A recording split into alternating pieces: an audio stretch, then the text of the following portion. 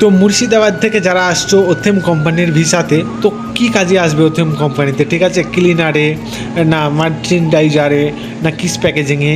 তো এই ভিডিওটা শেষ পর্যন্ত দেখো, পুরোটা এই বিষয় নিয়ে আমি আলোচনা করব, ঠিক আছে? কোনটাতে এলে ভালো হয়, যেহেতু আমি এই কোম্পানিতেই কাজ করি। তো শেষ পর্যন্ত ভিডিওটা দেখো। তো হে গাইস, আমি মুর্শিদাবাদের সৌভাগ্য মার্জিত, আর তোমরা দেখছো সৌভাগ্য ব্লগ 2.0। তো এই কোম্পানিতে যারা কাজে আসছো তাদেরকে আমি একটা কথাই বলবো, বিশেষ করে এই ওথেম মার্কেটের কোম্পানিতে যারা আসছো, তো এই কোম্পানিতে অনেক ভালো সুযোগও আছে, ঠিক আছে? অনেক ভালো ভালো সুযোগ ফ্যাসিলিটি আছে, সেরকম কিছু খারাপ জিনিসও আছে।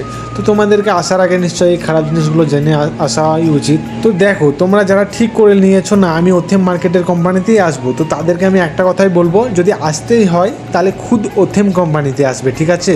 একবারে ওথেম মার্কেটের কোম্পানিতে আসবে, ঠিক আছে? আসার চেষ্টা করবে, সব থেকে ভালো সুযোগ সুবিধা পাবে, স্যালারিটা ভালো পাবে, একদম মার্চেন্ডাইজারে আসবে এলে, ঠিক আছে? কেন বলছি আমি এগুলো?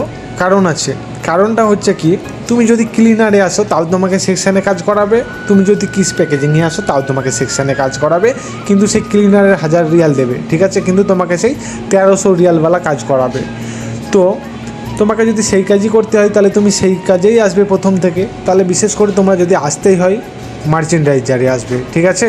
আর যদি কোনো রকম অসুবিধা থাকে বা কনফিউজ থাকে, ঠিক আছে, আমাকে জিজ্ঞেস করতে পারো, পরবর্তী ভিডিও তোমাদের জন্য থাকবে। আচ্ছা, আর বিশেষ করে আমাকে ফলো করো ভাই, ফলো করো, একটা কথাই বলবো। ধন্যবাদ, সবাই ভালো থাকবেন, দেখা হচ্ছে পরের কোনো ভিডিওতে। আর কোনো রকম প্রশ্ন থাকলে অবশ্যই ভিডিওতে করেন, আমি রিপ্লাই দেবো।